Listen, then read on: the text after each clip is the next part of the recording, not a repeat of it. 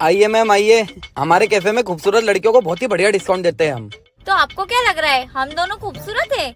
अरे क्या बात कर रहे हो मैडम, आप दोनों इतने खूबसूरत हो कि कम से कम 50% डिस्काउंट मिलेगा। 50 नहीं तो 40 तो मिल ही जाएगा। सच में? हाँ मैम आइए ना, आपके कैफे समझिए। भैया एक मसाला डोसा और एक फ्रेंच फ्राइज। ठीक है मैम, ये लो मैम। ये लो मैम, आपके 300 रुपए हो गए। और भैया डिस्काउंट? डिस्काउंट? कैसा डिस्काउंट? हमारी खूबसूरती का। किस एंगल से खूबसूरत हो आप? पैसे तो पूरे लगेंगे। भैया हाँ मैम आया। ये हमको डिस्काउंट देने से मना कर रहा है, इनको बताओ कि हम खूबसूरत है कि नहीं। मैडम खूबसूरत तो है। अरे मैडम आप 2 मिनट रुको, उसको चश्मा लगा हुआ है। ओए तेरा चश्मा लगा। अरे मैडम आप तो बहुत बदसूरत हो, आपके तो पूरे पैसे लगेंगे। निकालो पैसे निकालो। गजब टू भी बात आदमी।